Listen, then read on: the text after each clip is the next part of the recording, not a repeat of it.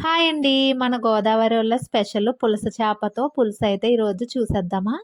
మేమైతే మొన్న మా అత్తయ్య గారి ఇంటికి వెళ్ళాం కదండీ! వచ్చేటప్పుడైతే మా వారి ఫ్రెండ్ పులస చేపలయితే తీసుకున్నారంట. అయితే నేనైతే అక్కడే చేయించేసి నీట్‌గా కడిగేసి పెట్టేమన్నాను. ఇది చేప చేయించేసాక ఒకసారే కడగాలంటండి. ఎక్కువ సార్లు కడగకూడదంట. ఎందుకంటే అందులో ఉన్న టేస్ట్ అనేది మిస్ అయిపోతుందంట. నేను ఈ కర్రీ అయితే ముందు రోజు నైట్ అయితే వండేసానండి. ఎందుకంటే ఒక రోజు నైట్ ఇలా ఉంచేస్తే పులస చేప కర్రీ అయితే టేస్ట్ ఇంకా బావుంటుందంట. ముందుగా అయితే నేను ఆనియన్ పేస్ట్ ఆడేసుకున్నాను. తర్వాత అందులో పచ్చిమిర్చి, కొద్దిగా పసుపు, అలాగే కల్లుప్పు ఉంటాయి కదా! అది కూడా వేసేసుకొని మంచిగా కలిపేసుకోవాలండి. తర్వాత అందులోనే అల్లం వెల్లుల్లి పేస్ట్ కొద్దిగా వేసుకొని బాగా అయితే ఫ్రై చేసుకోవాలి.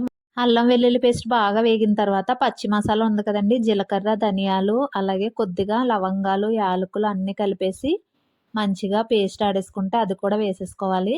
మనం పులస చేపకి ఎప్పుడు కూడా మసాలా అనేది ఫ్రెష్‌గానే ఆడించుకోవాలండి. అప్పుడే టేస్ట్ అయితే చాలా బావుంటుంది. నెక్స్ట్ ఇప్పుడు చింతపండు రసం కూడా తీసి పెట్టేసుకోవాలండి. తర్వాత మసాలా అయితే బాగా మగ్గిపోయింది కదా! ఇప్పుడు అందులో బెండకాయ ముక్కలుంటాయి కదా! అది తల, తోక తీసేసి వేసేసుకోవాలి. మా అమ్మమ్మగారైతే బెండకాయ ఇలాగే వేసేవారండి. కట్ చేయకుండా పొడవుగానే వేసుకుంటే టేస్ట్ బావుంటుందంట. తర్వాత అందులో కారం ఒక 3 స్పూన్ల నుంచి 4 స్పూన్లు పడుతుందండి. తర్వాత రాళ్ళుప్పేసేసుకున్నాను. అన్నీ వేసుకున్న తర్వాత బాగా కలిపేసుకోవాలి. మనం ఇది కారం అనేది పులస చేపకి కొంచెం ఎక్కువే పడుతుందండి రెగ్యులర్ ఫిష్ కర్రీతో పోలిస్తే.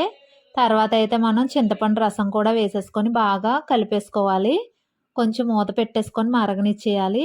నెక్స్ట్ ఏంటంటే పులస చేపకి మనం ఒరిజినల్‌గా అయితే 4 అవర్స్ అయితే పులుసు మరిగించాలంటండి. కాకపోతే మనం అంతసేపు అయితే ఉంచలేదు. నేనైతే ఎగ్జాక్ట్ ఒక 1 ½ అవర్ అయితే పులుసు మరిగించానండి. కానీ మరగడంలోనే టేస్ట్ అంటే చాలా బావుంటుందంట. నేనైతే నెక్స్ట్ చేప ముక్కలు కూడా వేసేసుకొని ఇక్కడ పులుసయితే మరిగించేసుకుంటున్నాను.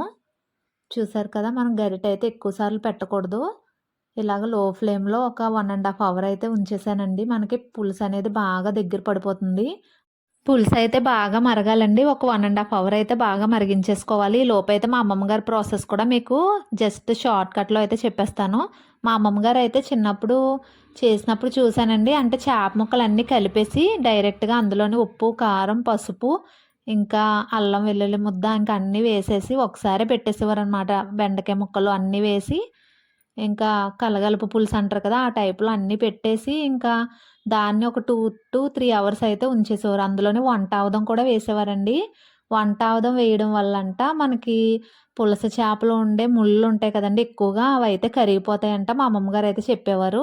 ఇక్కడ నేనైతే ఆవకాయ నూనె ఉంటుంది కదా! అదైతే వేసేసుకున్నాను. ఫైనల్‌గా కొత్తిమీర జల్లేసుకొని పులుసయితే ఆపేసుకోవాలండి. చూసారా ఎంత బాగా ఉంటుందంటే టేస్ట్ అయితే అద్దిరిపోతుందండి. నేనైతే నైట్ అంతా అలాగే వదిలేసాననమాట. కొంచెం మూతయితే ఏటవాలుగా తీసేసి, మనం నైట్ అంతా అలా ఉంచేసి మరుసటి రోజు మార్నింగ్ తీసి చూస్తున్నాను చూడండి.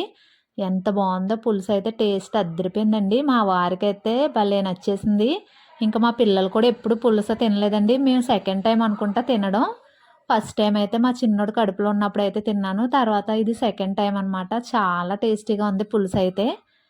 నిజానికైతే పుస్తెలమ్మైనా పులస కూర తినాలి అని సామెత ఎందుకొచ్చిందో నాకైతే తెలీదు గానండి. చిన్నప్పుడైతే మా అమ్మమ్మ గారు ఎక్కువ చెప్పేవారు. అలాగే చాలా మందికి తెలిసిందే కదా అది.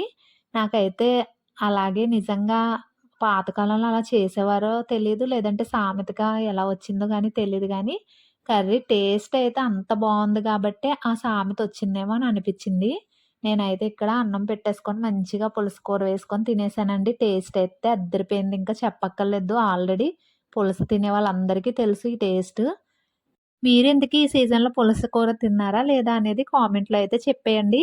నేనైతే తినడంలో బిజీ అయిపోయానండి. నాకైతే చాలా నచ్చేసింది కర్రీ అయితే. నా వీడియో నచ్చితే ప్లీజ్ లైక్ చేసి, షేర్ చేసి, సబ్స్క్రైబ్